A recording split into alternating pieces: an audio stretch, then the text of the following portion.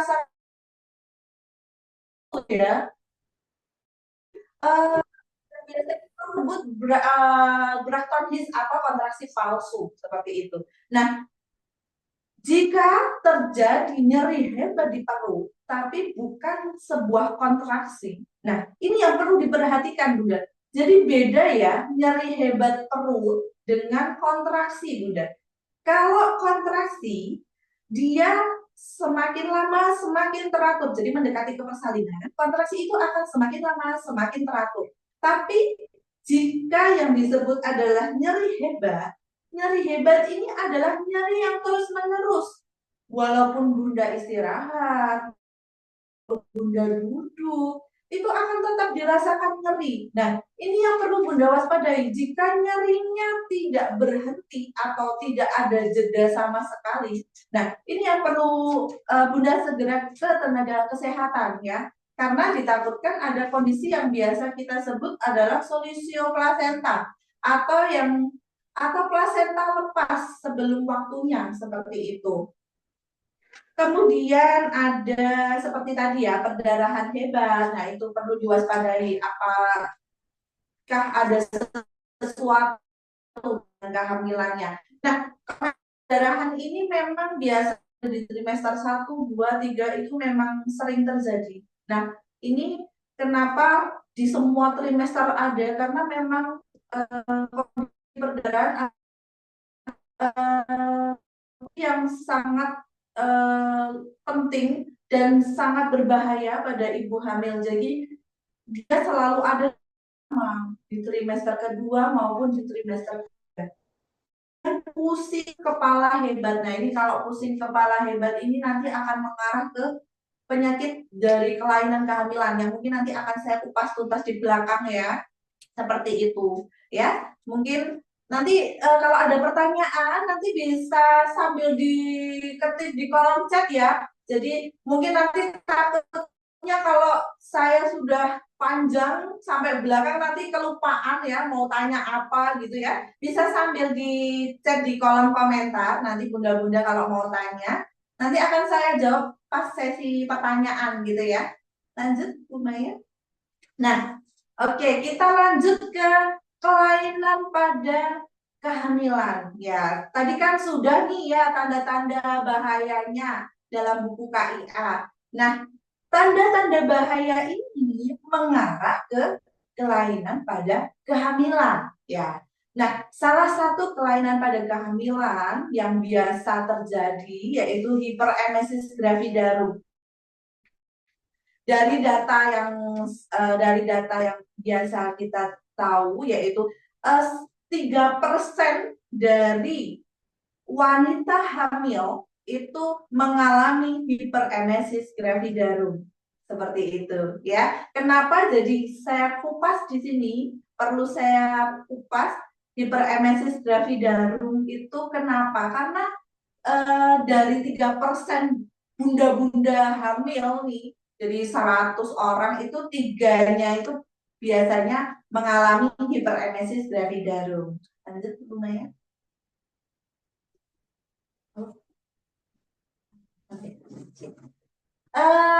Jadi bunda-bunda, hiperemesis gravidarum itu apa sih ya? Hiperemesis gravidarum itu mual muntah yang terjadi secara berlebihan selama hamil.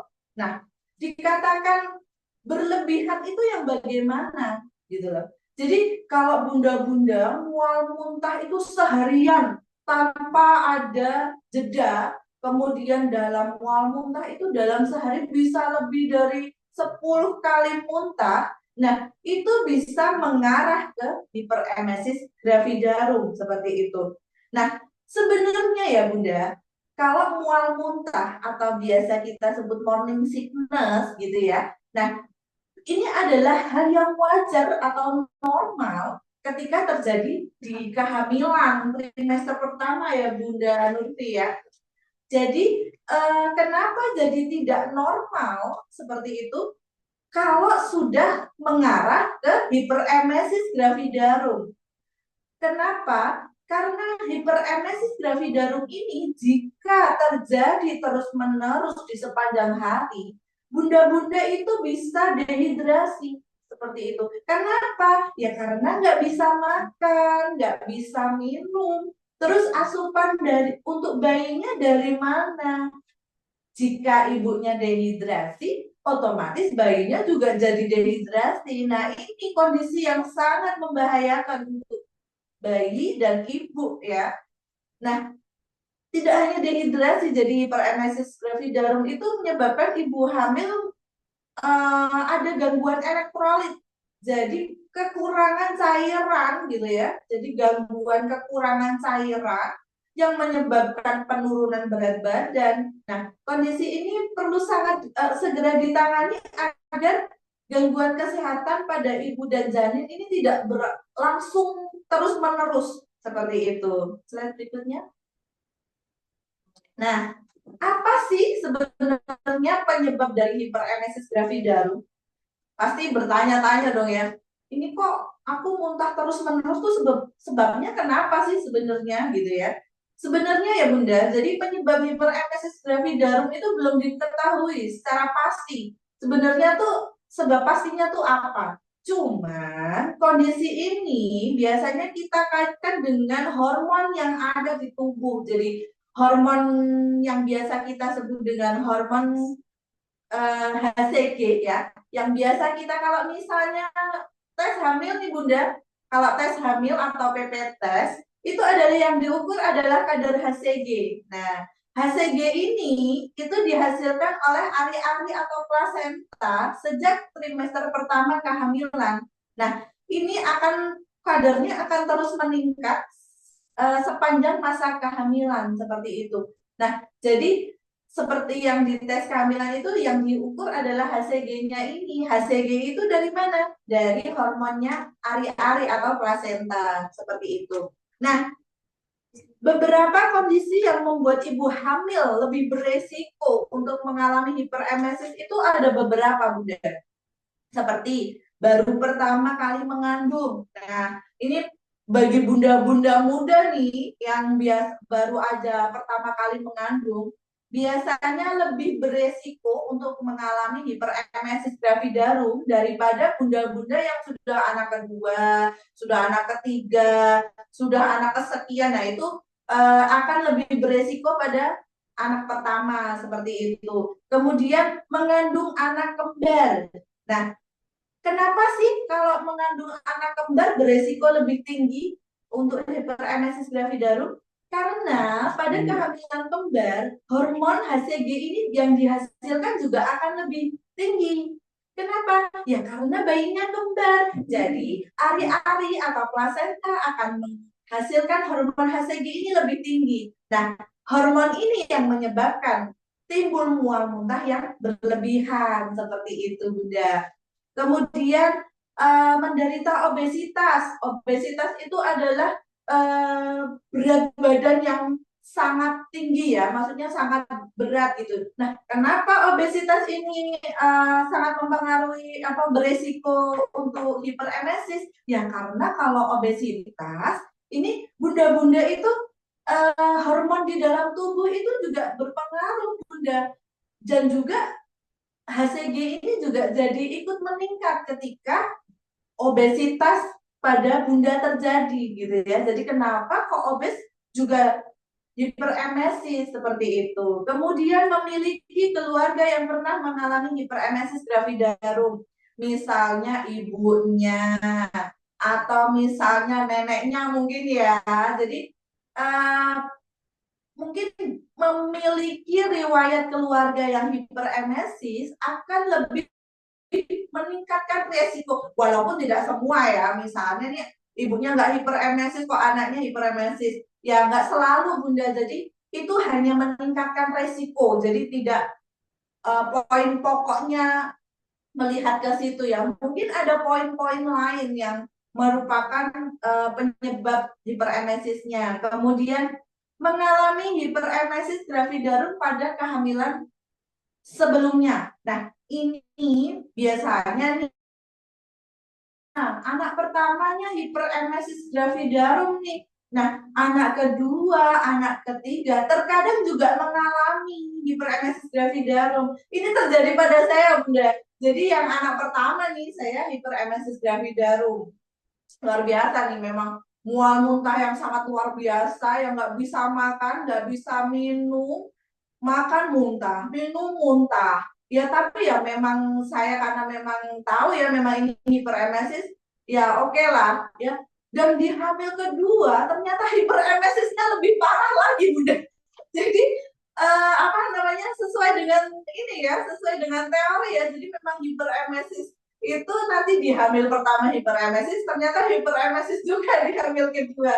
Dan luar biasa ya, saya hiperemesisnya berulang dan sampai umur kehamilannya memang sampai yang cukup besar dulu itu, sampai umur hamil 5 bulan. Jadi saya nggak makan nasi, Bunda. Sampai umur hamil 5 bulan, luar biasa ya, kayak gitu. Tapi apa namanya, ini tidak menutup kemungkinan hiperemesis itu biasanya hanya terjadi di trimester pertama. Jadi kalau di trimester kedua itu biasanya sudah kita tuh sudah mengalami penyesuaian gitu ya, Bunda. Jadi hormonnya itu sudah menyesuaikan diri dengan tubuh. Jadi biasanya akan berangsur-berangsur untuk berkurang untuk mual muntahnya gitu ya. Kemudian yang terakhir yaitu mengalami hamil anggur atau mola hidrasidosa. Nah, kenapa sih hamil anggur atau mola hidrasidosa ini kok meningkatkan mual muntah, Bunda? Padahal ya, ini mungkin sekedar informasi. Jadi hamil anggur ini kan hamil yang nggak ada bayinya, Bunda. Jadi hamil yang kosong, jadi yang memang tidak ada janinnya. Nah, kok bisa sih hiperemesis gitu ya? Jadi pada hamil anggur ini memang kondisinya itu memang peningkatan hormon HCG-nya itu akan lebih tinggi daripada hamil yang lebih normal gitu, daripada hamil normalnya. Jadi kalau hamil anggur ini memang HCG-nya jadi lebih tinggi dan meningkatkan mual muntah jadinya. Seperti itu ya, Bunda. Ya, lanjut, Mbak. Nah, di sini ya akan saya jelaskan sedikit tanda gejala dari apa saja sih tanda gejalanya hiperemesis tuh, apa aja gitu loh. Mual muntah yang parah dan berkepanjangan. Jadi muntahnya tuh terus menerus, Bunda. Sepanjang hari tuh Bunda tuh muntah terus menerus. Nah, ini sangat bahaya ya, Bunda, sudah saya jelaskan tadi. Jadi sangat bahaya karena nanti Bunda bisa dehidrasi gitu ya. Kemudian berat badan menurun drastis, dehidrasi, jantung berdebar-debar. Nah tadi ya, jadi tanda bahaya tadi kan ada jantung berdebar-debar nih, Bunda. Nah ini bisa ngarah ke hiperemesis juga, ada kaitannya juga nih. Jadi kalau Bunda nih mual muntah, dehidrasi, jadinya jantungnya berdebar-debar, jadi deg-degan gitu, Bunda. Ya, jadi ini perlu kita ini apa namanya dirasakan. Oh, iya ya, jadi saya jadi deg-degan gitu ya nanti kalau hiperemesis seperti itu. Kemudian konstipasi. Konstipasi itu kalau sulit untuk buang air besar ya, Bunda. Jadi Bunda itu BAB-nya mungkin yang biasanya nih, kalau misalnya orang normal kan biasanya BAB-nya 1 kali sehari nih. Nah, biasanya kalau hiperemesis nih kadang konstipasi. Kenapa ya? Karena dehidrasi, karena cairannya kurang, Bunda, yang masuk. Jadinya konstipasi. Jadi BAB-nya jadi sulit gitu. Kadang bisa 2 hari, bisa 3 hari gitu ya.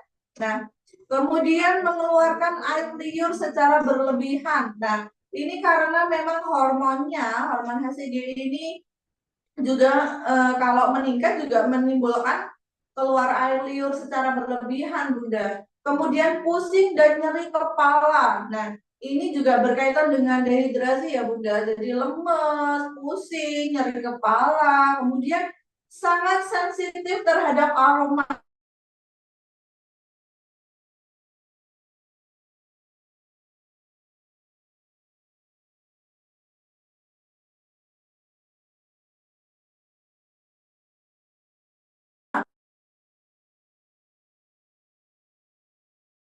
Apa nasinya baru mendidih tuh bau nasi, wah, udah ada yang muntah muntah luar biasa. Kemudian apa namanya, bau bawang ya Bunda ya, yang sangat menyengat-nyengat gitu. Kemudian bau parfum gitu ya. Biasanya kita tuh hobi parfum ya. Jadi kalau kita kan kadang kalau ABG gitu kan suka parfuman biar wangi. Nah ini kalau udah hiperimesis, aduh ya. Jadi bau parfum sedikit udah rasanya mual muntah gitu ya. Nah, kemudian sulit menelan makanan ataupun minuman ini karena dehidrasi, jadi lemas jadinya ya. Jadi sulit untuk menelan makanan dan minuman. Kemudian hipotensi atau tekanan darahnya jadi rendah. Ini juga akibat dari dehidrasi ya, Bunda. Kemudian berat badan bayi jadi rendah. Nah, ini biasanya kita ketahui dari USG ya Bunda. Jadi kalau misalnya dirasanya kok bayinya agak kecil ya gitu. Nah itu dari USG Bunda. Karena kan kalau hiperemesis ini biasanya terjadinya di trimester pertama ya. Jadi kan kita belum tahu nih gedenya bayi kan belum kelihatan ya kalau nggak dari USG. Nah gitu. Jadi biasanya dilihatnya dari ukuran bayinya kok nggak sesuai ya dengan umur kehamilan gitu. Biasanya dokter kandungannya tuh berkata gitu. Kemudian muncul masalah psikologis seperti stres, bingung, cemas, bahkan putus asa. Nah, ini itu adalah sudah kumpulan dari ini Bunda. Jadi kalau sudah dehidrasi nih, kita tuh bawaannya kan stres nih, bingung, terus gelisah gitu ya. Karena kekurangan cairan itu bikin tubuh nggak oke, jadi psikologis juga nggak oke gitu ya Bunda. Lanjut, lumayan. Nah, ini kita sekarang sampai ke pengobatannya ya. Kalau pengobatan pada morning sickness itu biasanya bisa dilakukan di rumah ya Bunda. Jadi kalau mual muntah itu kan kalau yang mual muntah normal itu morning sickness ya Bunda. Nah, kalau mual muntah yang nggak normal itu hiperemesis Bunda. Nah, kalau mual muntah yang normal pada kehamilan normal itu morning sickness ini bisa bisa dirawat di rumah aja nih. Maksudnya nggak perlu nih ke tenaga kesehatan yang lebih harus digimanain gitu karena memang morning sickness itu adalah hal yang normal, hal yang lumrah gitu ya terjadi pada kehamilan itu hal yang lumrah di trimester pertama. Nah, kalau sudah menjadi hiperemesis ya, tanda-tanda tadi ya sudah masuk ke hiperemesis. Nah, ini perlu perawatan di rumah sakit, Bunda. Kenapa? Karena kan bunda-bunda makan aja nggak bisa ya, muntah, minum nggak bisa. Jadi butuh asupan cairan yang masuk ke tubuh agar tidak dehidrasi. Nah, asupan cairan yang masuk ke tubuh itu bisanya kalau nggak bisa dari mulut ya otomatis dari infus seperti itu. Nah, kalau di infus ya berarti harus otomatis ke rumah sakit ya gitu ya. Jadi bisa ke rumah sakit atau bisa ke puskesmas. Nah, puskesmas sih kadang kalau yang rawat inap bisa ya nanti mondok di rumah apa di puskesmas. Tapi biasanya sih nggak banyak puskesmas 24 jam kan ya. Nah, lebih baik sih kalau Bunda mengalami hiperemesis sih lanjut aja langsung ke UGD aja Bunda. Jadi biar ditangani langsung ya Bunda. Nanti dikasih cairan infus biasanya sama dokter ya. Ini untuk menjaga agar tidak dehidrasi Bunda cairan infus ini. Nah, dari cairan infus sudah masuk, nanti dikasih vitamin Bunda biasanya, vitamin B6, vitamin B12. Nah, juga mungkin ditambahin untuk obat-obat anti muntah. Nah, yang biasa kalau kita minum biasa kan nggak bisa ya Bunda, orang makan aja nggak bisa, minum nggak bisa kan, apalagi mau minum obat dari mulut kan susah. Jadi obatnya nanti bisa masuk lewat infus. Nah ini untuk mengurangi muntah sehingga Bunda nanti bisa masuk lagi nih, masuknya untuk cairannya, jadi bisa makan, bisa minum kembali seperti itu ya Bunda. Lanjut Mbak. Nah, masuk ke topik berikutnya ya Bunda ya. Hiperemesis sudah berlalu, kita lanjut ke topik berikutnya, yaitu kelainan air ketuban ya. Kelainan ketuban ini lebih biasa kita sebut dengan ketuban pecah sebelum waktunya atau ketuban pecah dini Bunda. Jadi biasa kalau kita sebut kalau di rumah sakit sih KPD ya, ketuban pecah dini gitu ya Bunda. Lanjut slide berikutnya Mbak. Oke. Apa sih ketuban pecah dini ini gitu ya? Pasti Bunda-bunda kalau yang apa namanya sudah hamil anak kedua atau ketiga gitu pasti sering dengar nih kadang, oh ketubannya udah pecah belum? Gitu. Ketubannya pecah belum pecah nih gitu pasti ada sudah pernah dengar ya. Nah, tapi mungkin kalau yang bunda-bunda nih, yang anak pertama mungkin belum pernah dengar nih ketuban pecah itu bagaimana sih gitu. Nanti akan saya bahas nih di sini. Ketuban pecah dini atau KPD itu adalah kondisi ketuban pecah sebelum waktunya. Ketuban pecah dini dibagi menjadi dua kondisi ya Bunda.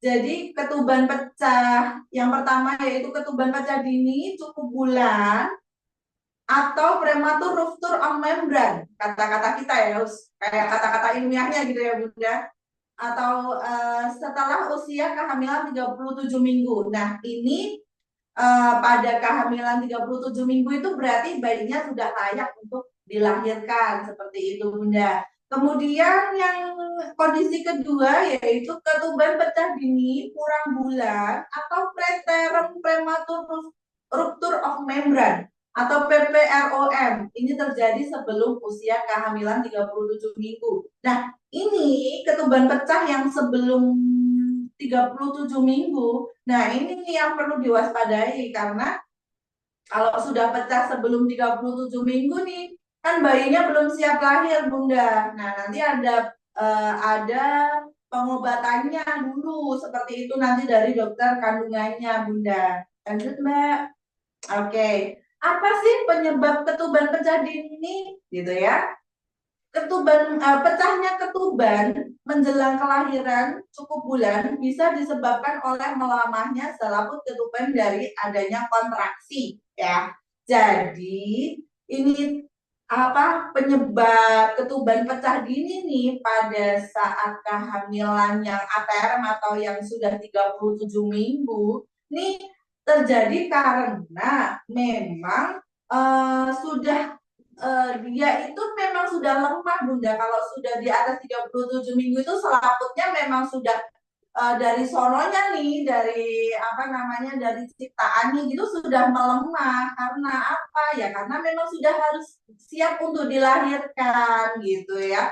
Jadi nanti selaputnya itu melemah sehingga nanti akan pecah ketika masuk ke persalinan. Seharusnya seperti itu Bunda.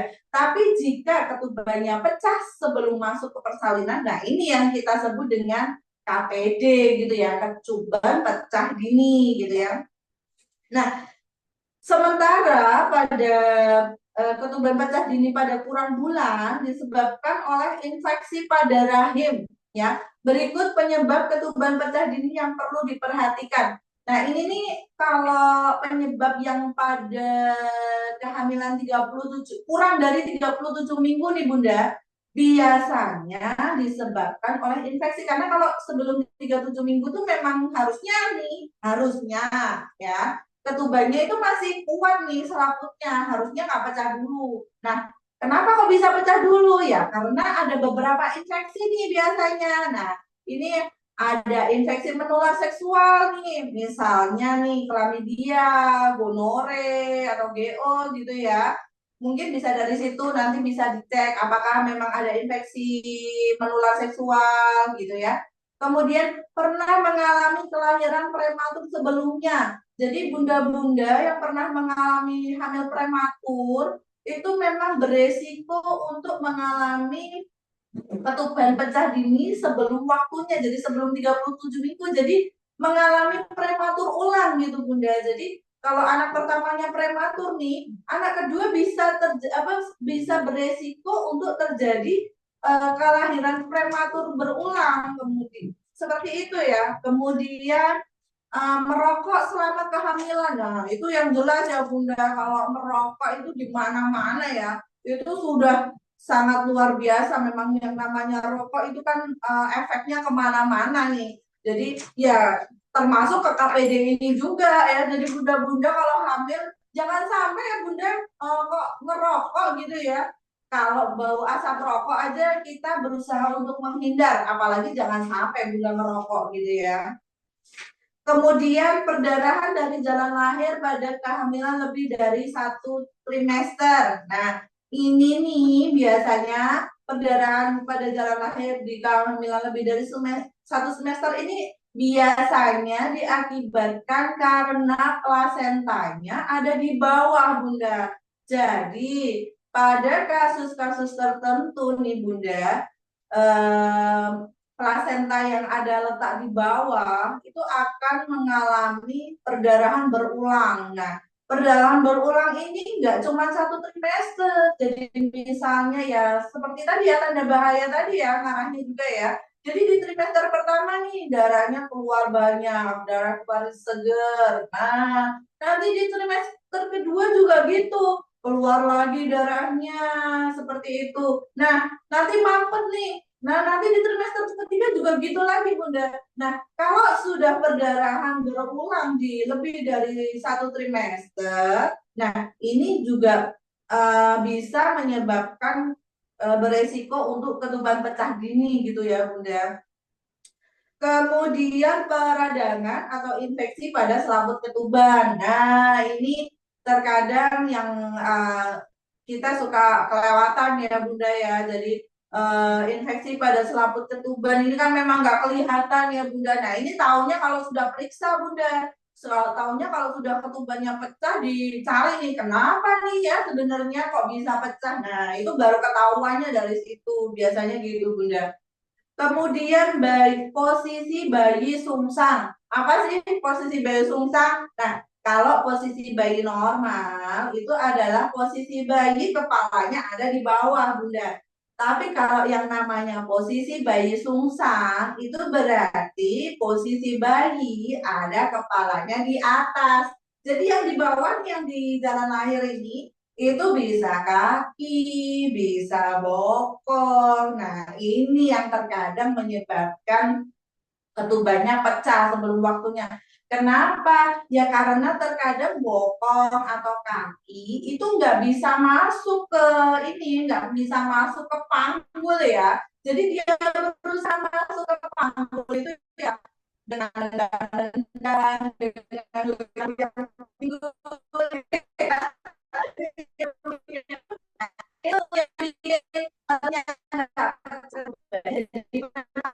gitu ya. Kemudian olahraga berat atau banyak karbo nanti kalau bunda-bunda atau olahraga berat itu yang bersih yang dari suka itu jadi itu olahraga olahraga nah orangnya jalan kaki itu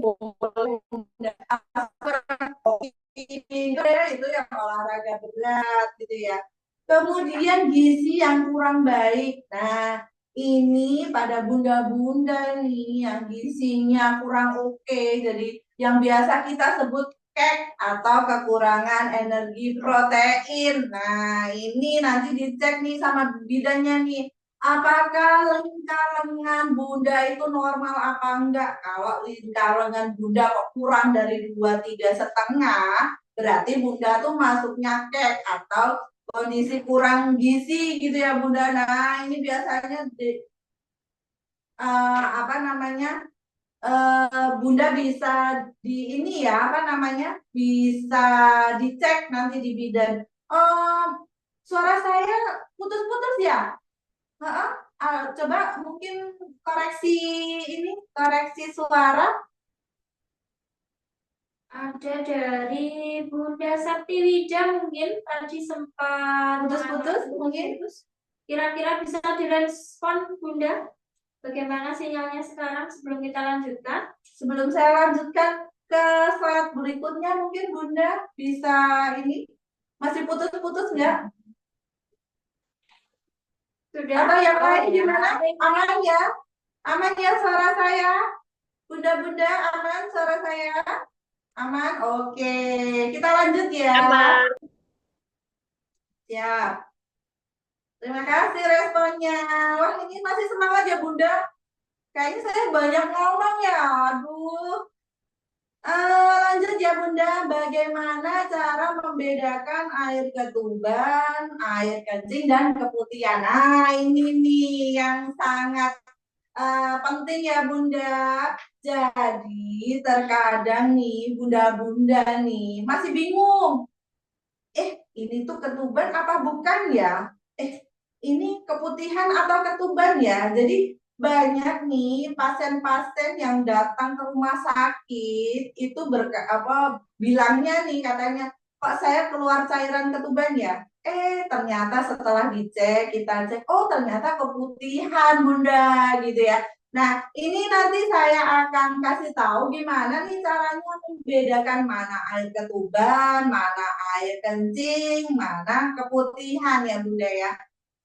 Jadi banyak orang itu memang sulit membedakan cairan ketuban, air kencing, dan keputihan karena semuanya dinilai itu bentuknya hampir sama ya Bunda ya. Padahal sebenarnya agak berbeda ya. Nah, bedanya di mana sih sebenarnya? Nah, ini nanti saya jelaskan sedikit. Jika melihat cairan keluar dari jalan lahir ya Bunda, gunakanlah pembalut Bunda. Jadi nih, misalnya nih Bunda kok merasa nih, aduh keluar cairan ketuban nih, gitu kan. Nah, coba Bunda gunakan pembalut Bunda. Kalau bisa sih pembalutnya yang biasa aja Bunda, jadi yang apa namanya, yang nggak terlalu yang menyerap, jadi biar kelihatan nih sebenarnya cairannya tuh kelihatannya tuh kemana gitu ya. Kan kalau pembalut-pembalut sekarang yang apa namanya, yang Cam, yang Laure, oh lebih nyebutin merek ya. Dan itu kan anu ya, apa namanya, langsung menyerap. Nah, kalau yang langsung menyerap jadi nggak kelihatan Bunda. Jadi pakailah pembalut maternity nih Bunda. Nah, kenapa pakai pembalut maternity nih? Nah, kalau pembalut maternity memang dia didesain khusus nih, memang menyerap, tapi tetap terlihat gitu loh. Jadi tetap terlihat, nanti bisa membedakan mana cairan ketuban, mana cairan kencing, mana cairan keputihan gitu ya. Nah, untuk setelah pakai pembalut nih Bunda, nah ini kita lihat, sentuh, cium, gitu ya Bunda. Jangan risih, kan punya sendiri ya Bunda ya. Jadi jangan risih ya Bunda. Nanti bisa dilihat nih. Oh, cairannya berwarna apa nih? Kalau cairannya berwarna bening, kemudian tidak berbau. Biasanya kalau untuk cairan ketuban itu biasanya keluarnya hangat Bunda, tidak berwarna, kemudian bening pucat, kemudian tidak berbau kuat. Berbau sih, cuman tidak yang menyengat gitu Bunda kalau ketuban tuh. Jadi baunya lebih ke manis, kemudian khas gitu Bunda. Jadi tidak bau pesing ya Bunda, beda ya. Jadi kalau pesing itu berarti pipis Bunda ya. Kalau air ketuban itu baunya khas, jadi baunya agak lebih manis gitu ya, agak amis, tapi kadang kalau amis itu biasanya karena kita makan tinggi protein, itu memang kadang baunya agak amis kalau untuk ketuban. Tapi kalau pada kondisi-kondisi normal, makannya biasa yang proteinnya normal-normal aja sih, biasanya nggak terlalu amis, udah masih aman gitu maksudnya. Baunya masih oke, maksudnya kalau kita cium tuh nggak yang menyengat, nah seperti itu. Nah, saat cairan ketuban keluar itu biasanya nggak bisa ditahan Bunda. Jadi beda ya dengan apa kalau kita pipis. Kalau kita pipis nih, cairan kencing nih yang keluar, itu biasanya kita bisa tahan Bunda. Jadi misalnya cukup gitu ya, bisa ditahan nih, berarti kencing nih. Nah, tapi kalau cairan ketuban yang keluar, jadi dia keluar aja gitu dengan sendirinya tanpa bisa ditahan, jadi sur. Nah, itu biasanya cairan ketuban seperti itu ya. Nah, bedanya lagi dengan cairan keputihan. Kalau cairan keputihan, jadi ada beberapa pasien itu memang sulit membedakan cairan ketuban dengan cairan keputihan, karena terkadang cairan keputihan itu juga encer ya, Bu Nurfi ya. Jadi terkadang bening gitu ya. Nah, itu nanti membedakannya untuk keputihan dengan apa namanya, dengan ketuban itu, kalau misalnya jika cairan keluar seperti lendir berwarna putih susu, bisa jadi itu keputihan. Jadi kalau tiang itu biasanya pasti tetap ada bercak-bercak ininya, bercak-bercak putih susu kayak keputihannya tuh tetap ada khasnya Bunda. Kalau ketuban itu benar-benar yang hanya cairan pure gitu, hanya cairan pure gitu, dan nggak ada bercak-bercaknya. Nah itu bedanya dengan keputihan ya. Nah kalau apa namanya, kalau ketuban itu berwarna jernih, kalau cairan kekuningan berbau pesik itu berarti bukan ketuban ya, jelas ya. Sampai di sini mungkin jelas ya Bunda, bisa ya membedakannya.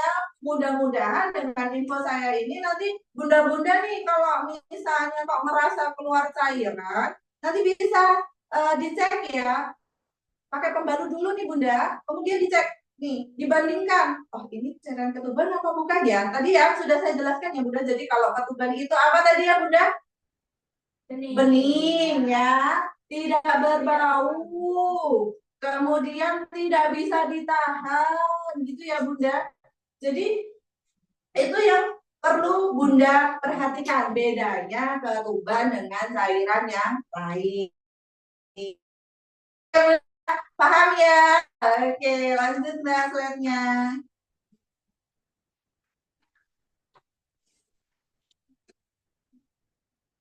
Oke.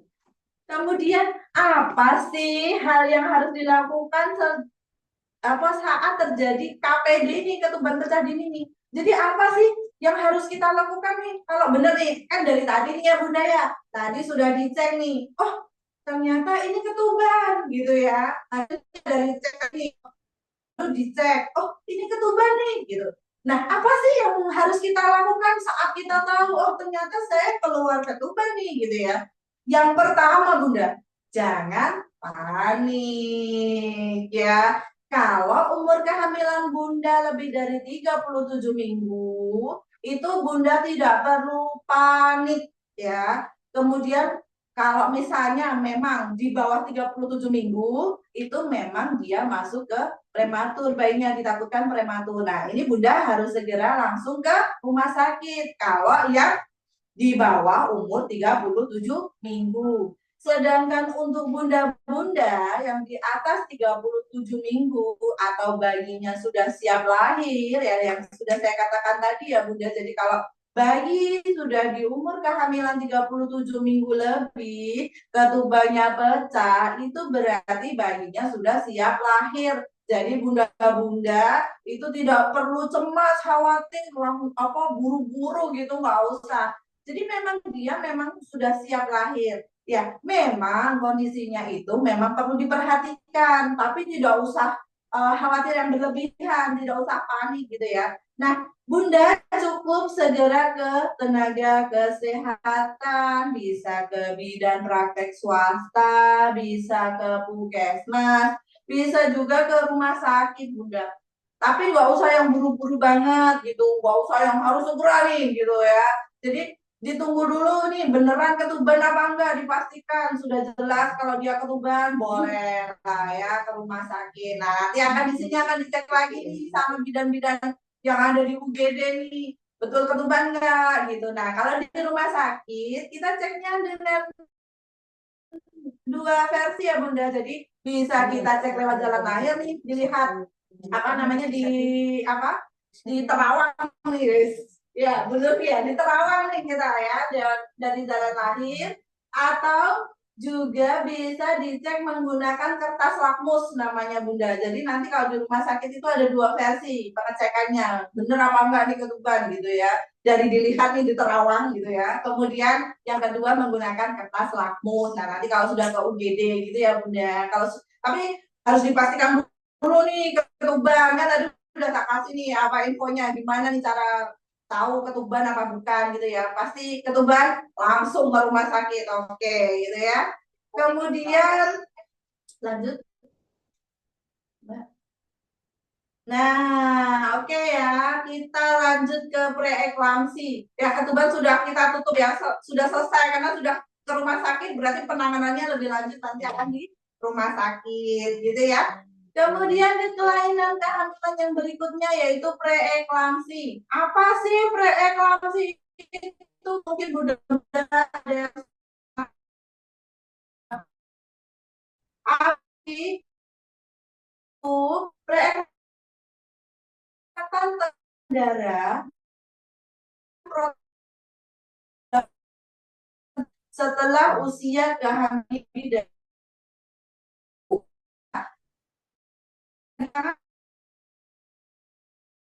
lokasi yang berbahaya bagi ibu dan janin. Nah, nanti kita akan apa namanya kupas di belakang ya. Apa aja sih bahayanya bagi ibu kalau memang mengalami preeklamsi gitu ya.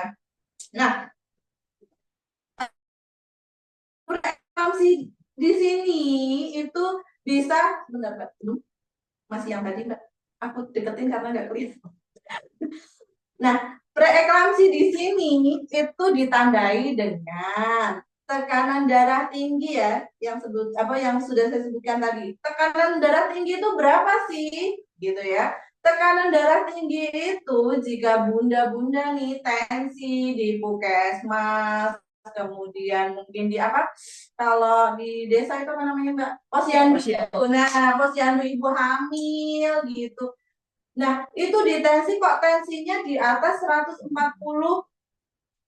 apa mmHg ya. Nah, itu perlu diwaspadai Bunda. Jadi itu bisa mengarah ke preeklamsi pada kehamilan. Nah, tapi nggak melulu hanya soal tensinya ya Bunda. Jadi tensi ini kan memang kadang kita deg-degan, kita takut, kita cemas gitu ya. Itu juga bisa tensinya tinggi. Nah, nanti bisa diulang-ulang tensinya. Kalau memang tinggi biasanya akan kita ulang beberapa kali untuk mendapatkan hasil yang akurat gitu ya. Nah, tensi ini juga harus disertai dengan pengecekan laboratorium Bunda.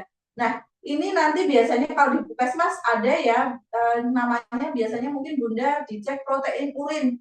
Ya, pasti dong kalau di trimester kedua, ketiga itu pasti dicek. Kenapa? Karena itu merupakan triple eliminasi di puskesmas. Karena itu merupakan uh, momok Bunda. Jadi preeklamsi ini adalah pembunuh paling paling banyak pada ibu dan janin Bunda.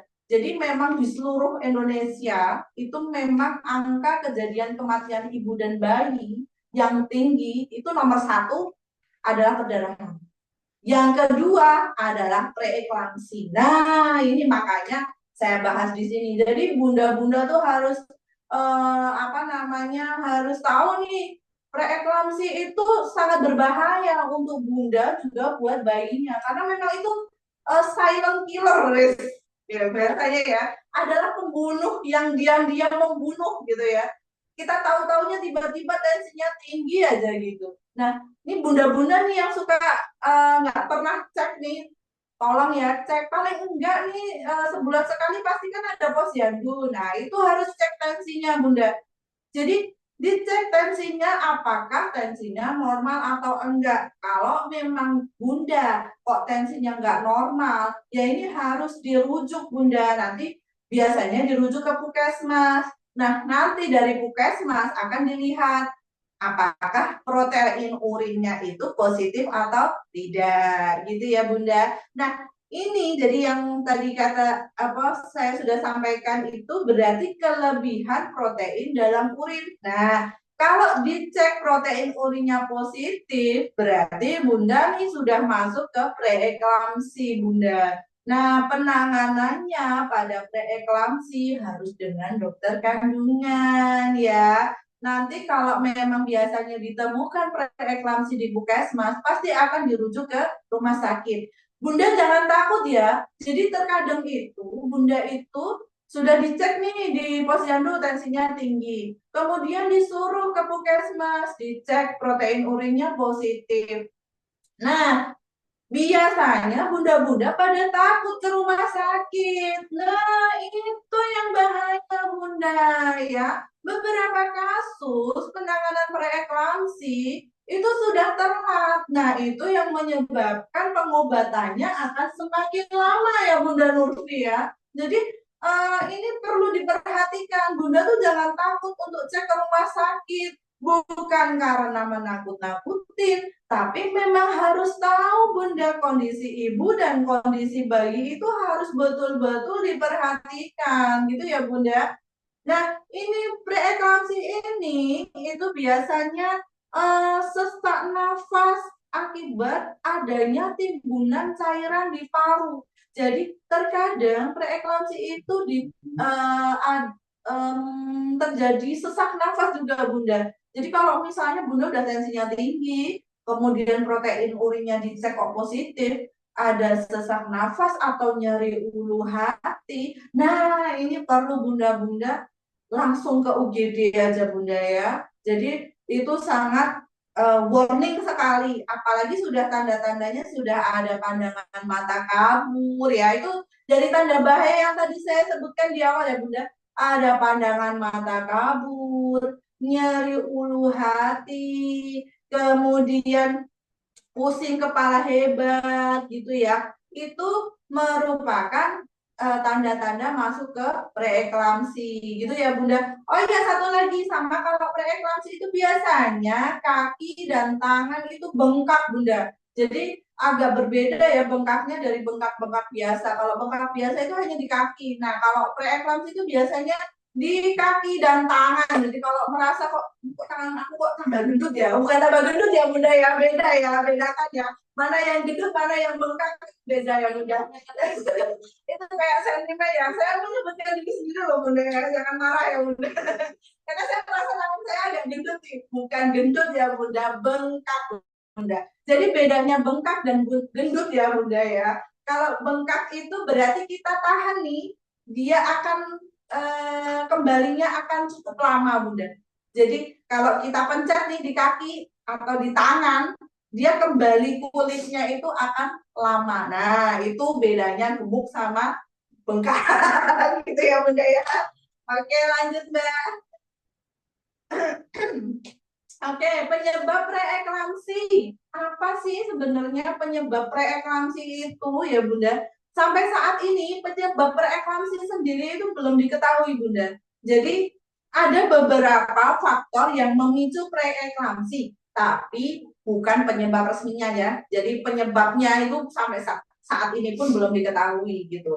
Nah, yang diduga memicu timbulnya preeklamsi antara lain yaitu riwayat penyakit ginjal, diabetes, autoimun, dan gangguan darah. Nah, ini kalau bunda-bunda nih yang punya penyakit ginjal, diabetes, autoimun, gangguan darah ini perlu waspada nih dengan tensinya ya bunda. Kalau misalnya kok tensinya tinggi, nah ini perlu diwaspadai mengarah ke preeklamsi takutnya gitu ya. Kemudian riwayat preeklamsi sebelumnya. Nah, pada preeklamsi ini terkadang berulang Bunda. Jadi kehamilan pertama itu preeklamsi, di kehamilan berikutnya juga akan berulang preeklamsi. Makanya Bunda, kalau Bunda punya riwayat preeklamsi di kehamilan berikutnya, tolong Bunda, kalau hamil dikasih jarak ya Bunda ya. Jangan baru 2 tahun udah hamil lagi Bunda. Karena resiko untuk preeklamsinya akan lebih tinggi Bunda ya. Jadi tolong dikasih jarak paling enggak 5 tahun itu untuk mengurangi resiko preeklamsi berulang gitu ya Bunda. Kemudian merupakan kehamilan pertama. Nah, pada kasus preeklamsi yang biasanya ada di rumah sakit nih, biasanya itu memang terjadi pada kehamilan pertama. Apalagi nih hamil pertama usianya kurang dari 20 tahun. Nah, itu lebih tinggi resiko untuk preeklamsinya seperti itu. Atau hamil pertama lebih dari 40 tahun. Nah, itu juga beresiko Bunda ya. Jadi premi muda atau anak pertama muda di bawah 20 tahun dan premi tua yaitu anak pertamanya lebih dari 40 tahun gitu ya.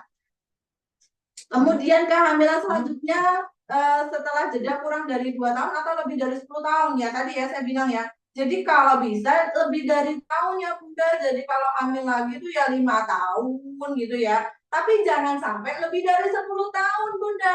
Kalau lebih dari 10 tahun juga beresiko gitu ya. Jadi kalau idealnya sih ya kita 5 tahun 6 tahun hamil lagi gitu ya Bu.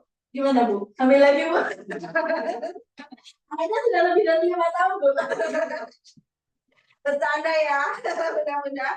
Kemudian obesitas saat hamil ya, di mana-mana tuh kalau obesitas memang apa namanya menyebabkan penyakit di kehamilan itu lebih ya beresiko. Kemudian kehamilan yang dijalani merupakan bayi tabung. Nah, ini memang masih apa ya, masih sebuah dilema ya, karena memang kalau bayi tabung itu terkadang ada arah untuk ke preeklamsi gitu.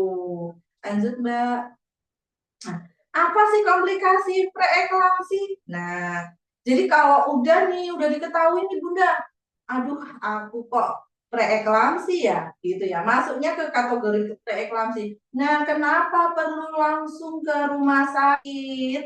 Karena komplikasinya tuh banyak banget Bunda, nanti yang membahayakan ke janin dan ibunya, gitu ya. Jadi yang pertama nih jadi eklamsi. Eklamsi itu apa sih, Bunda? Eklamsi itu kejang ya, Bunda ya. Jadi kalau sudah preeklamsi, kalau tidak ditangani dengan baik, bisa terjadi kejang gitu ya, Bunda. Jadi terkadang, jadi bunda-bunda nih yang takut pada ke rumah sakit. Nah ini ketahuan kejangnya itu di rumah, Bunda. Sudah kejang baru dibawa ke rumah sakit. Nah ini nanti penanganannya akan lebih sangat terlambat sekali jadinya gitu ya Bun. Jadi kalau sudah tahu eklamsi, segeralah ke rumah sakit agar tidak sampai ke eklamsi gitu ya. Oke. Kemudian solusio plasenta. Tadi saya sudah singgung sedikit ya solusio plasenta. Jadi solusio plasenta itu plasentanya lepas sebelum waktunya gitu. Nah, ditandai dengan nyeri perut hebat tadi ya, tadi sudah saya sampaikan di depan tadi. Nah, ini merupakan komplikasi jika terjadi eklamsi. Jadi kalau eklamsi, kemudian preeklamsi, kemudian kok di rumah nyeri perut hebat, nah bisa ke arah solusi plasenta gitu Bunda. Makanya kalau sudah preeklamsi ya harus segera ke rumah sakit kuncinya gitu ya. Kemudian kerusakan organ seperti odem paru, gagal ginjal, dan gagal hati. Nah ini adalah komplikasi berikutnya setelah apa namanya adanya preeklamsi. Kenapa? Karena preeklamsi itu kan kita menimbun cairan di paru jadinya sesek. Nah, ini jadi odem paru. Odem paru itu paru-paru yang membengkak ya, Bunda. Ini akibat karena penumpukan cairan di paru-paru. Gitu. Ini karena preeklamsinya gitu ya. Kemudian gagal ginjal. Nah, gagal ginjal ini ya karena ginjalnya itu bermasalah akibat dari preeklamsinya. Kemudian ini juga arusnya ini sampai preeklamsinya gitu ya. Kemudian stroke hemorrhagic. Stroke hemo itu berarti stroke dari perdarahan. Kenapa? Karena preeklamsi itu kan identik dengan tensi tinggi ya Bunda. Nah, tensi tinggi itu yang menyebabkan bisa stroke karena jadinya pembuluh darah pecah dari stroke hemorrhagic gitu Bunda. Kemudian penyakit jantung, kemudian gangguan pembekuan darah, sindrom HELLP. Ini bukan sindrom tolong ya Bunda, beda ya. Jadi sindrom HELLP itu adalah penyakit kelanjutan ketika preeklamsinya sudah berlanjut ke tahap yang lebih serius. Jadi kalau sudah ada kerusakan ginjal, kerusakan hati, itu mengarah ke penyakit sindrom HELLP. Nah, ini kalau sudah sindrom HELLP nih penanganannya sudah nggak bisa di rumah sakit kita. Kalau sudah arahnya ke sindrom HELLP, kita harus rujuk nih ke rumah sakit yang lebih besar. Biasanya kita rujuknya ke Sarjito, Bunda. Nah, ini kalau sudah parah itu berarti sindrom HELLP Bunda ya. Jadi jangan sampai amit-amit ya Bunda ya. Jadi kalau sudah preeklamsi harus ditangani betul-betul, jangan sampai dengan sindrom HELLP gitu ya. Kemudian selain ibu, janin itu juga mengalami komplikasi bunda. Jadi nggak cuma buat bundanya doang nih, ya. Jadi kalau apa namanya, kalau preeklamsi ini bukan cuma nyerang bundanya, tapi juga nyerang bayinya, ya. Jadi pertumbuhan janin jadi terhambat ya karena memang tensi tinggi itu pembuluh darahnya menyempit, kemudian janinnya kan juga makan minum dari bunda-bunda. Kalau pembuluh darahnya kecil menyempit ya makanannya jadi kurang. Nah, ini jadi pertumbuhannya jadi terlambat seperti itu. Nah, kemudian lahir prematur. Nah, ini kalau preeklamsi biasanya kita putuskan ketika terjadi preeklamsi yang tidak bisa ditangani, akhirnya kita putuskan untuk melahirkan bayinya. Nah, ini bisa terjadi lahir prematur seperti itu ya. Kemudian lahir dengan berat badan rendah. Nah, ini berkaitan dengan pertumbuhan janin yang terlambat, Bunda. Jadi nanti ketika bayinya lahir, berat badannya biasanya kecil. Nah, kecil itu bisa jadi di bawah 3 kilo, bisa di bawah 2,5. Nah, ini penanganannya akan lebih lama lagi ya gitu ya. Kemudian neonatal respiratory distress syndrome atau NRDS. Nah, ini itu lebih ke kelainan gangguan pada bayi. Jadi kalau bayinya lahir itu jadi pernafasannya nggak oke, Bunda. Jadi merasanya itu oke, udah selesai. Nafasnya nggak bagus gitu ya. Nah, ini yang perlu kita pahami. Lanjut, Mbak. Nah, pengobatan preeklamsi ya, Bunda. Jadi pengobatan preeklamsi di sini ada perawatan preeklamsi dapat berbeda tergantung dari beberapa dekat ibu dari hari perkiraan lahir atau HPL. Jika sudah mendekati HPL, dokter akan menganggap bayi telah berkembang dengan baik, maka ibu akan disarankan untuk menjalani persalinan secepat mungkin ya. Jadi kalau umurnya sudah 37 minggu disarankan untuk persalinan sesegera mungkin. Jika ibu mengalami preeklamsi yang tidak terlalu parah dan bayi dalam kandungan belum berkembang sempurna, dokter mungkin akan menyarankan beberapa langkah berikut ini. Yang pertama, beristirahat. Dengan ibu dapat berbaring menghadap ke kiri agar bayi di dalam kandungan tidak memberikan tekanan pada pembuluh darah besar. Kemudian lebih sering untuk kontrol kandungan ya Bunda.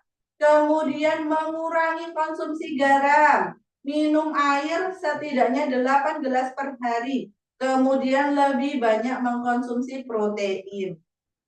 Jika mengalami preeklamsi yang parah, dokter mungkin akan memberikan tekanan darah agar kondisi kesehatan ibu terjaga saat melahirkan. Selama mengkonsumsi obat tersebut, ibu disarankan untuk beristirahat total dan mengubah pola makan dan mengkonsumsi suplemen. Seperti itu ya Bunda. Jadi kalau preeklamsinya parah ya harus segera ke rumah sakit. Kalau misalnya preeklamsinya masih belum parah, biasanya istirahat di rumah cukup. Gitu ya Bunda ya. Oke, selesai ya Bunda-Bunda ya Allah, panjang lebar banget ya Bunda ya. Terima kasih atas perhatiannya. Bunda-bunda pada pagi hari ini sangat luar biasa, sedikit pantun ya Bunda. Tadi kan di awal udah pantun nih, ditutup dengan pantun juga ya Bunda. Pergi ke pasar membeli minyak, yang jualan namanya Bu Mamat.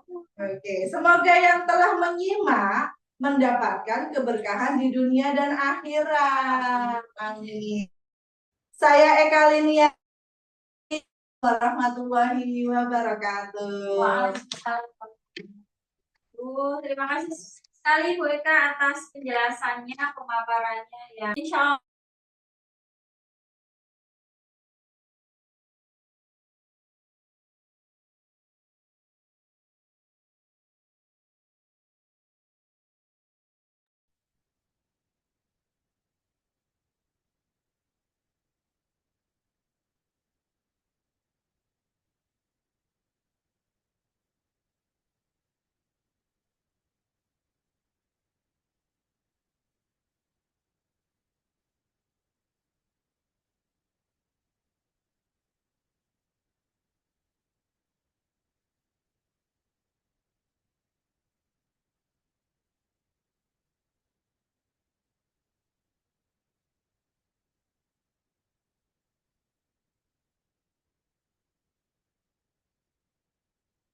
Bagaimana Bunda? Apa bisa dengar?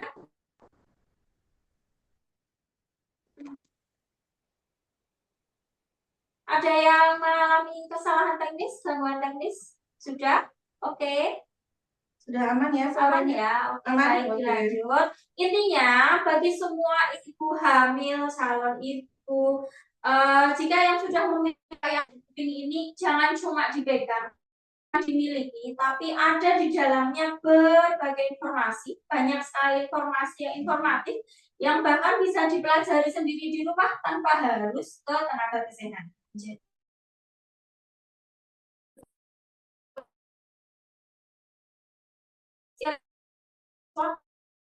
Bisa disampaikan kepada kita jawab pertanyaan beberapa ini bisa satu persatu saya cek dulu.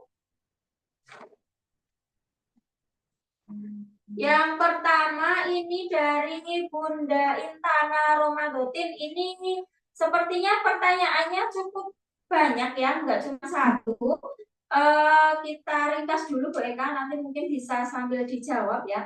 Yang pertama, pertanyaan dari Bunda Intana, bagaimana saya melindungi bayi saya dari kematian mendadak SIDS ya, Sudden Infant Death Syndrome. Ini kalau misalnya bunda-bunda belum mengetahui ada namanya sindrom kematian mendadak yang bayi nggak habis ngapa-ngapain tiba-tiba bisa henti jantung atau henti nafas. Kemudian untuk mengetahui deteksi kelainan kehamilan, apakah saya harus melakukan pemeriksaan USG?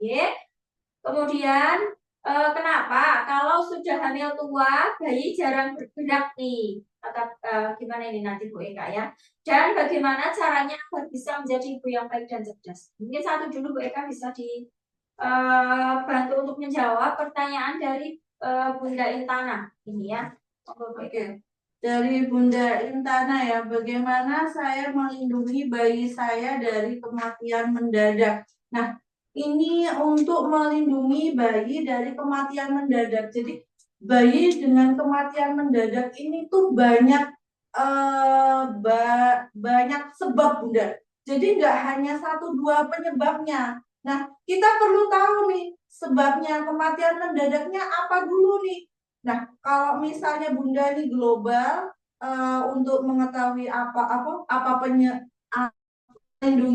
bagaimana cara melindungi dari kematian mendadak, jadi Bunda harus tahu apakah bayinya ada biru atau bayinya ada tersedak atau bayinya ada demam tapi kita nggak gitu loh Bunda. Nah, karena penyebab kematian mendadak ini banyak, ada kelainan jantung juga bisa, ada yang preterm atau bayi dengan berat yang kurang, kemudian bayi yang keluarnya belum pada waktunya, bisa menyebabkan kejadian resiko untuk kematian mendadak Bunda. Jadi nggak bisa saya pukul rata Bunda.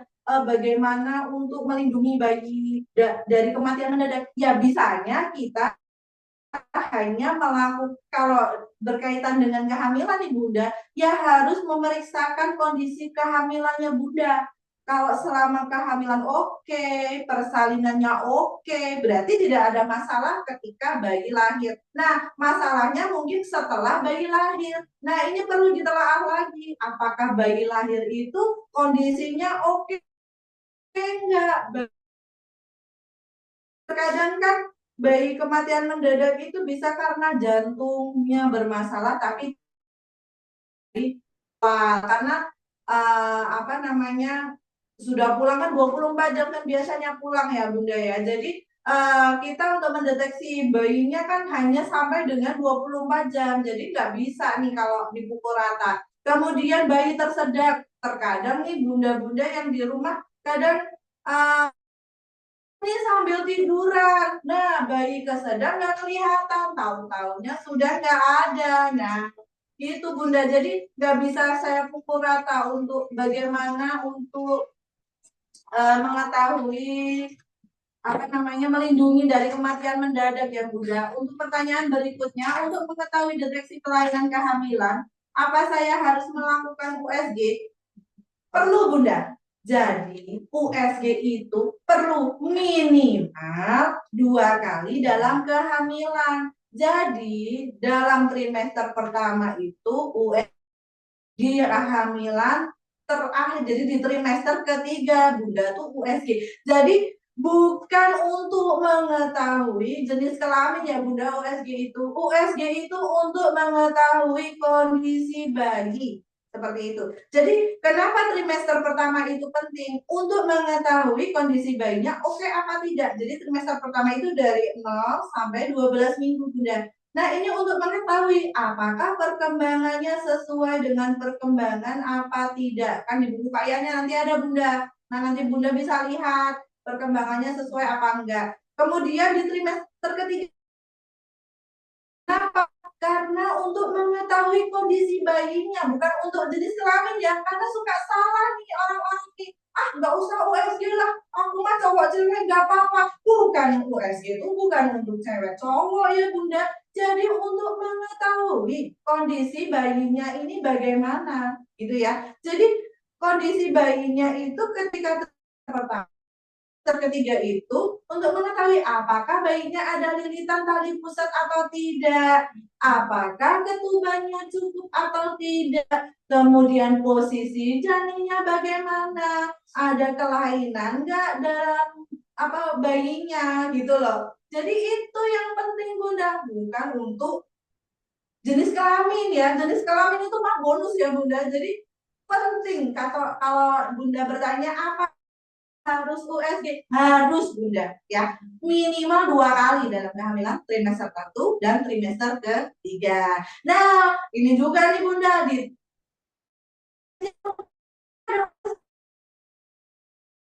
ya nanti boleh dah mampir ya. Oke, pertanyaan berikutnya, Kenapa kalau sudah hamil tua, bayinya jadi jarang gerak nih? Kenapa? Oke. Jadi kenapa kalau hamil tua itu bayinya jarang bergerak? Bukan bergerak ya Bunda sebenarnya. Jadi bayi itu kan kalau sudah hamil tua itu udah sesak nih Bunda. Jadi perut kita itu kan melar sesuai dengan bentuk janinnya. Kalau semakin besar, semakin hamil tua, ya ruangan geraknya juga semakin sempit. Ya kayak gitu nih, kalau di dalam di dalam kurungan gitu kan juga geraknya juga nggak banyak. Nah gitu, jadi akan lebih berkurang gerakannya. Jadi kalau di hamil kan bayi bergerak biasanya di usia 20 minggu ke atas ya. Jadi kalau 20 minggu kan masih luas nih tempatnya, jadi dia berkelana tuh bergerak-geraknya. Nah, nanti setelah umur kehamilan 28 minggu ke atas, ketika ketiga, 32 minggu, dia tuh sempit tempatnya gitu ya. Jadi empat-empatan sama ari-ari nih. Jadi gerak sini susah, gerak sana susah gitu ya. Nah, tapi yang perlu diwaspadai tadi ya, jadi harus dikenali di trimester ketiga gerakan bayi harus lebih dari 10 kali dalam waktu 12 jam gitu ya Bunda. Kemudian ada pertanyaan berikutnya. Mungkin kita ganti pada Bunda Rianti ya. Bunda Rianti SMPN 2 Muntilan, ada beberapa pertanyaan. Bagaimana cara deteksi dini kelainan pada janin, misalnya seperti Down syndrome? Apakah bisa melalui USG atau ada metode khusus? Dan pada usia kehamilan berapa bisa kita deteksi? Kemudian, apakah riwayat asma bisa berulang ke anak kedua dan bagaimana cara menanganinya agar tidak mengalami hal yang sama? Kemudian, apakah asam folat merek satu dengan yang lain memiliki kandungan yang sama? Kenapa harganya jauh beda? Ini nggak usah sebenarnya. Ya. Nanti jadi kita promosi ya kalau sebut merek ya. Oke. Jadi pertanyaan pertama dulu nih, bagaimana deteksi dini kelainan pada janin seperti Down syndrome? Apakah bisa melalui USG atau pada khusus usia kehamilan berapa dapat dideteksi? Jadi pada kasus Down ya Bunda. Jadi dari sekian banyak itu kalau Down syndrome itu dari 1000 kasus ya ada satu lah ya Down syndrome.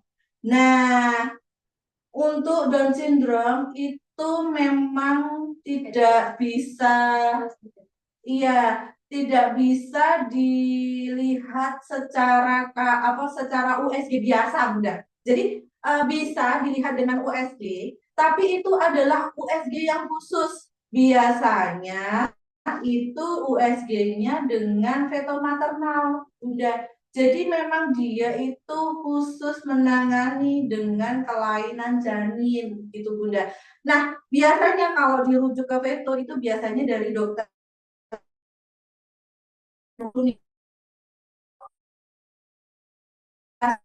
kayaknya ada sesuatu yang kurang oke dengan bayi Bunda. Nah, biasanya baru akan dirujuk USG ke feto maternal. Ini biasanya USG-nya nggak bisa di sembarangan Bunda. Biasanya di rumah sakit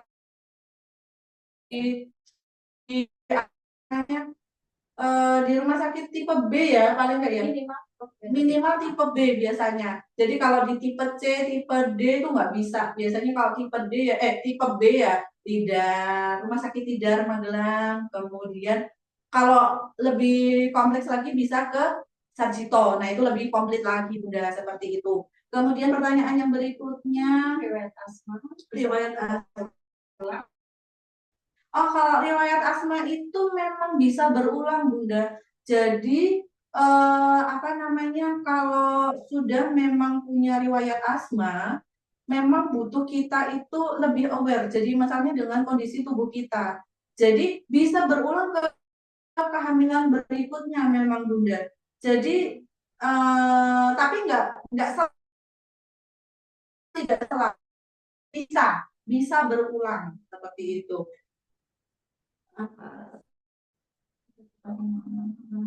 Bisa berulang asam folat itu isinya sebenarnya gini Bunda tuh bisa lihat nih di kandungannya ya. Jadi kalau merek A dan merek B, saya nggak sebut merek ya, nanti kayaknya saya promosi banget nanti ya. Jadi merek A dengan merek B, nanti asam folatnya itu kenapa kok di merek A lebih mahal, di merek B lebih murah? Sebenarnya kandungan asam folatnya itu dilihat aja Bunda, mana yang lebih tinggi. Sama sih Bunda, terkadang itu kandungannya sama, hanya merek Bunda. Kayak Bunda nih, misalnya makan mie lah ya, yang paling gampang lah mie. Indomie sama Sarimi nih, harganya beda kan Bunda? Sama-sama juga. Ya, intinya tuh sama, isinya sama, hanya dia merek dagangnya saja yang berbeda. Nah, kalau Bunda, tapi dilihat isi kandungannya. Jadi merek-merek kalau saya nih kalau beli obat biasanya saya browsing dulu Bunda. Jadi nggak usah langsung ke apotek, kan kita kelamaan nih kalau ke apotek, kita kandungannya apa, mana yang lebih tinggi. Nah, itu yang kita ambil, jangan yang mahal aja. Jadi tidak usah terpaku dengan harga mahal, tapi isi yang kualitasnya yang kita butuhkan gitu ya Bunda. Oke. Lanjut lagi untuk ke penanya yang lain ya. Ini kita pilih dulu untuk penanya yang lain. Ini mungkin ada Bunda Fitri ya. Assalamualaikum Ibu, saya bertanya, sebentar lagi kan saya insya Allah akan menikah. Untuk persiapan pra-kehamilan, saya bisa mengkonsumsi vitamin dan makanan apa saja yang mendukung kehamilan saya sehat dan untuk menghadapi di kehamilan. Nah ini pertanyaannya menarik ya. Menarik nih ya. Ibu hamil, ibu melahirkan itu Memang yang dari perang. betul ya, oke. Nah ini masih fresh ya karena saya habis kuliah ya Bunda, jadi masih fresh. Jadi apa namanya, umur bayi itu, jadi kesehatan janin itu ditentukan dari 0 hari. Jadi 0 hari itu berarti 0 hari dikonsepsi juga ya. Nah, kadang kalau misalnya apa namanya, itu kan kalau sudah tahu hamil ya, kalau kita sudah tahu hamil itu sudah lewat masanya sebetulnya. Kalau sudah apa di trimester apa di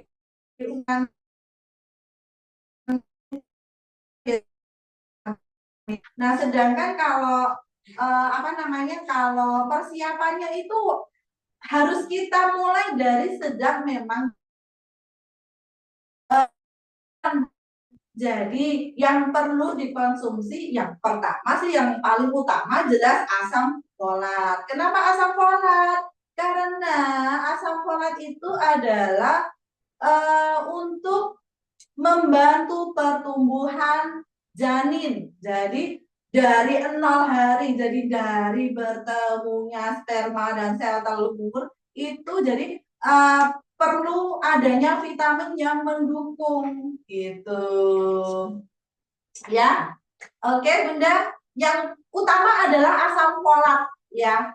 Kalau untuk vitamin-vitaminnya mengikuti. Oke? Ya, oke. Mungkin ada yang terakhir ini satu lagi Bu Eka, ada dari Bunda Arum Rahmadani. Assalamualaikum Bu Bidan, izin bertanya untuk preeklamsi apakah bisa jadi faktor makanan dan lingkungan? Nah, tadi sudah dijelaskan ya. Jadi mungkin kenapa? Karena itu kamu. Tadi tadi udah saya jelaskan sedikit ya Bunda ya. Jadi faktor lingkungan sebenarnya tidak terlalu berpengaruh. Faktor tadi sudah dibukain slide-nya tadi Mbak. Penyebab oh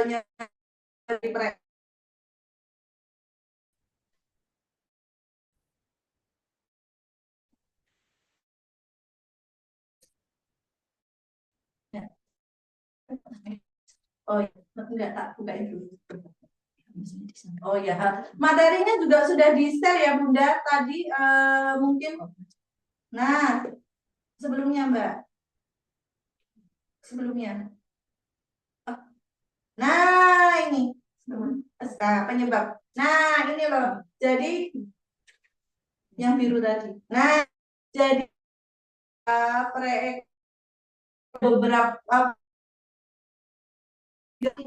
yang mendukung itu ini semua Bunda. Jadi nanti Bunda bisa baca di slide ini ya Bunda ya, penyebab preeklamsi. Jadi nggak ada tuh dari makanan atau dari lingkungan, itu nggak ada. Jadi nggak menular ya Bunda preeklamsi. Jangan takut kalau Ibu preeklamsi. Bunda nggak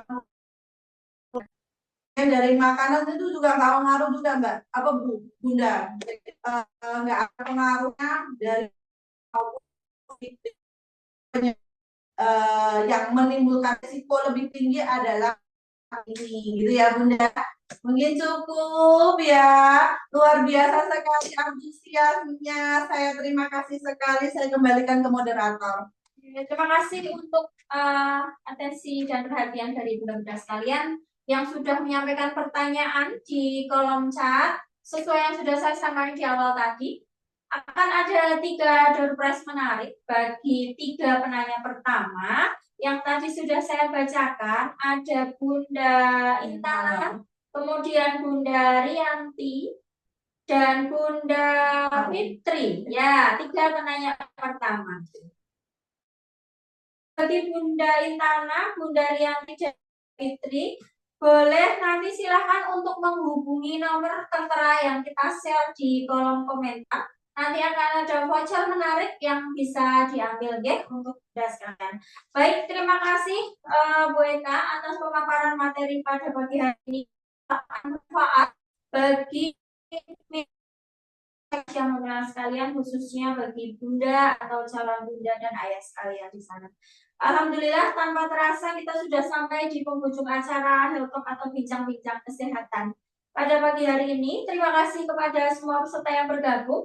Jangan lupa untuk mitra Rumah Sakit Umum Aisyah Mudilan bisa untuk bergabung kembali pada acara Health Talk yang akan datang pada hari Rabu tanggal 18 Juni 2025 bersama narasumber kita yakni Dr. Chandra Kurniawan, spesialis jantung dan pembuluh darah dengan tema Jantungmu Pilihanmu, pilih rokok, vape atau pilih sehat. Nah, kalau materi pada pagi hari ini kita khususkan untuk para bunda calon bunda, ini boleh nih materi yang akan datang untuk para ayah, calon ayah. Nah, silahkan untuk ikut bergabung bersama narasumber kita yang sudah ahli di bidangnya dengan Dr. Chandra Kurniawan, spesialis jantung dan pembuluh darah.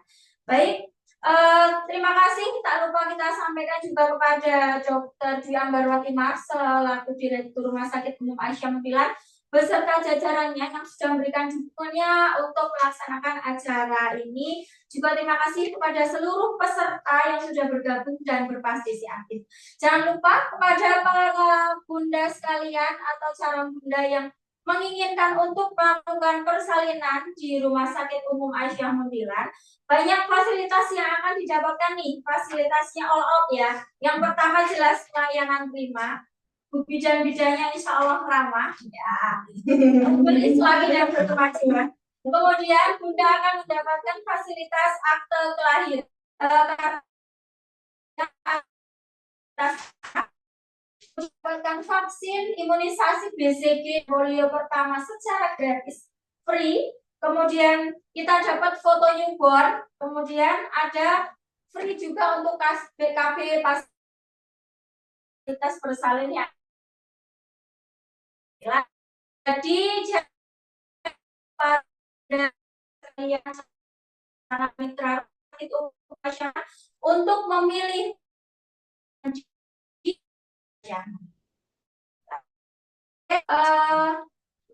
kemudian bagi yang ingin berkonsultasi, mungkin tadi ada bunda yang menanyakan, haruskah saya USG, haruskah saya memeriksakan kehamilan saya?